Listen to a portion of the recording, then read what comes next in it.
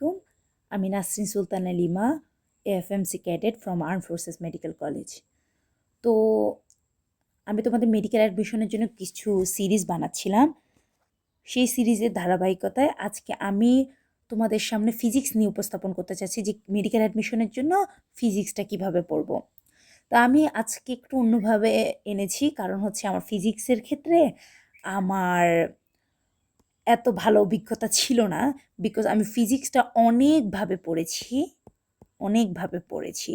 আর আমার physics preparation বলা যায় 50% ভালো ছিল আর 50% খুবই খারাপ ছিল, যার কারণে আমি দুটো পোর্শন এনেছি যেখানে আমি কিভাবে পড়েছি তা জানাতে চাচ্ছি, এবং তুমি কিভাবে পড়বে সেটা বলবো। আর কিভাবে একটু মধ্যম পন্থা ব্যবহার করে পড়া যায় তারও একটা সমাধান দিব। যারা যারা একদম ফিজিক্স পছন্দ করে না তাদের জন্য আজকে কিছু কথা হবে লাস্টে, তো প্লিজ দেখতে থাকো। তো প্রথমে আমি আমার পোর্শনটা বলি যে আমি কিভাবে পড়েছিলাম। এখানে হচ্ছে আমার পোর্শনটা বলি যে আমি কিভাবে পড়েছিলাম। আমি একটু এইচএসসি লাইফ থেকে আসি।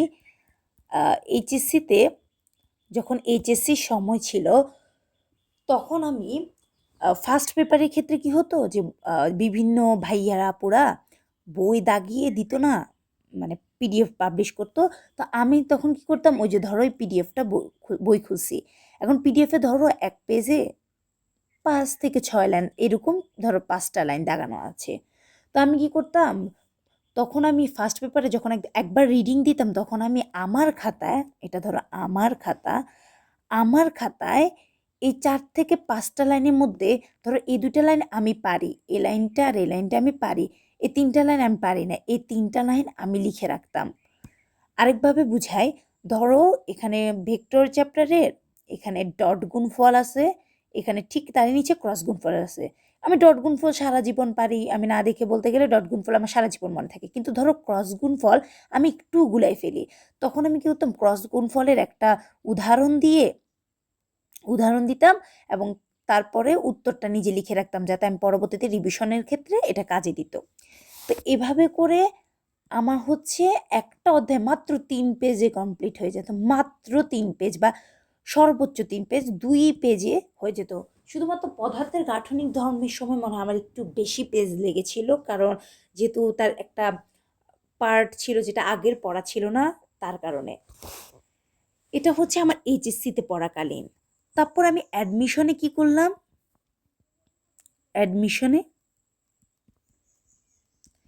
অ্যাডমিশনের ক্ষেত্রে আমি ঠিক যে ক্লাস করতাম না, হয় ক্লাস করলাম না। ফার্স্টে ধরো ক্লাস, তাও অপশনাল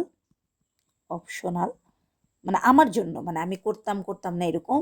তারপর কি করতাম, নোটটা পড়তে বেশিক্ষণ লাগতো না, নোট প্লাস তারপর অনুশীলনী, দেন এক্সাম, যেটা আমাকে ফার্স্ট পেপারের ক্ষেত্রে অনেক ভালো সাপোর্ট দিছে। এবার তো আসলো সেকেন্ড পেপার, মহা ঝামেলা। সেকেন্ড পেপার আমি পড়িই নেই, মানে আমি রিডিংও পড়ি নেই, আমি রোটও বানাই নেই, মানে একটা কি যে একটা অবস্থা আমার সেকেন্ড পেপারে। এটা আমি ওই টাইমে যদি তোমাদের দেখাইতে পারতাম তাহলে তোমরা বুঝতা। তা এখন আমি কি করব বুঝতেছিলাম না। তো আমি কি করলাম, 2-3টে চ্যাপ্টারের বই রিডিং দিলাম। আচ্ছা, বই রিডিং দিলাম, সবাই যেভাবে বই রিডিং দেয়, কিন্তু আমার তো জীবনে বই রিডিং দেওয়া ছিল না, যার কারণে আমি বই রিডিং দিছি, কিন্তু হচ্ছিল না। আমি এরকম নোটও করতে চাইতেছিলাম, বাট এটাও একটু সময় সাপেক্ষ, যার কারণে হয় নাই। তার জন্য তো আমাকে বই পড়তে হবে, তাই না, যেটা আমার জন্য অসুবিধায় ফেলছিল।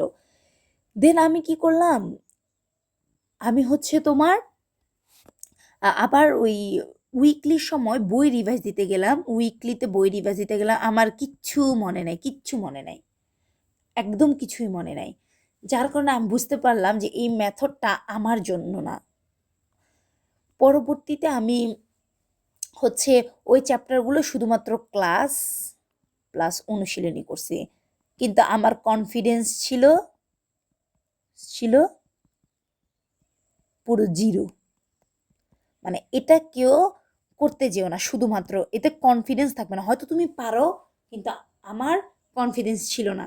আমি একদম মনে হচ্ছিল কিছুই পারি না, আসলেই কিছু পারি না, এরকমই। আর এক্সট্রা যে চ্যাপ্টারগুলো ওইটা আমি ফিজিক্স হান্টার্স থেকে করছি। বিশ্বাস করো না করো, এটা আমার জন্য সবচেয়ে ভালো দেয়। ফিজিক্স হান্টার্স থেকে আমি কোনো কোর্স কিনি নাই, আমি শুধুমাত্র যে ইউটিউবে যে ফ্রি ওনার একটা প্লে লিস্ট আছে যেখানে এক্সট্রা যে আমাদের অধ্যায়গুলো আছে সেগুলো পড়াইছে, মানে শর্ট সিলেবাসের বাইরে যেগুলো ছিল ওগুলো পড়াইছিল। আমি ওগুলো পড়ি, ওগুলো নোট পড়ি। বিশ্বাস করো আমার এক্সট্রা যে অধ্যায়গুলো ছিল সেগুলোই আমি 100%-এর মতো পারতাম। আর মানে দেখো, এগুলোই পারি না, কিন্তু মানে এক্সট্রা রাইটার না, এক্সট্রা যে অধ্যায়গুলো ছিল ওগুলোই পারি বেশি। তো তখন আমার মনে হচ্ছিল, ইস যদি আগে আমি ফিজিক্স হান্টার্সটা দেখতাম তাহলে আমার জন্য ফিজিক্স হান্টার্স বেস্ট হইতো। কারণ উনি উনি বই পড়ায় না, উনি নোট করায়, এবং সেটাই আমি তো নোট পড়তে পড়তে অভ্যস্ত, তো নোট পড়ে ওটা আমার কাছে ভালো মনে থাকতো। তো এটা ছিল আমার 3টা স্টেপে ফিজিক্স পড়াশোনা। এখন তোমাদের ক্ষেত্রে এত কিছু করা লাগবে না, যারা এখনো সময় আছে, তো তোমাদের জন্য একটু অন্য ভার্সন আমি রেডি করছি 3 ধরনের মানুষদের জন্য, তোমাদের জন্য, ফর ইউ। তোমার জন্য আমি কি করব? তুমি যদি এমন একজন মানুষ হয়ে থাকো যে আগে বই পড়েছো,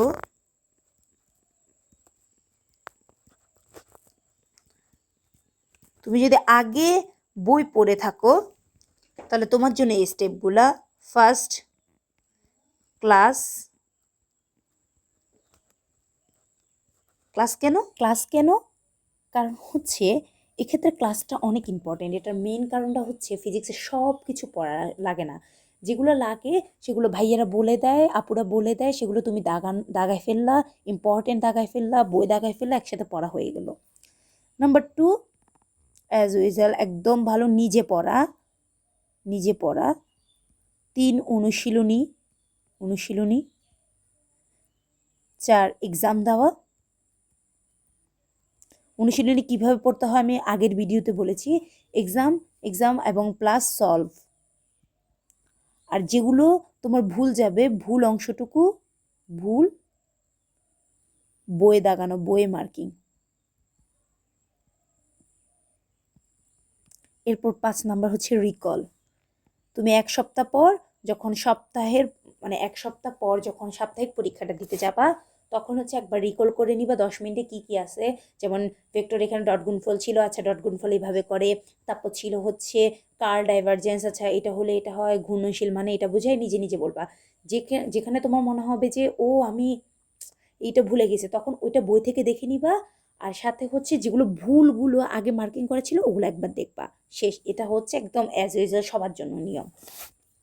2 নাম্বার আমি যদি বলি, সেটা হচ্ছে যারা আগে কখনো বই পড়ো নাই,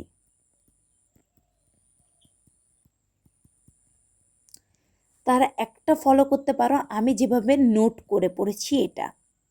কিন্তু এটা আসলেই অনেক সময় সাপেক্ষ, আমি এটা সাজেস্ট করতেছি না। সবচেয়ে ভালো, আমি এটা প্রমোশন করতেছি না, বাট যেটা সত্যি ভালো সেটাই বলছি। প্রথমে ফিজিক্স সেন্টার্সের ক্লাস, এতে ক্লাস প্লাস নোট দুইটাই হয়ে যায়। তিনি ক্লাসও করাই দেন এবং নোটও করাই দেন। তারপর কি করবা? নোট নিজে পড়বা।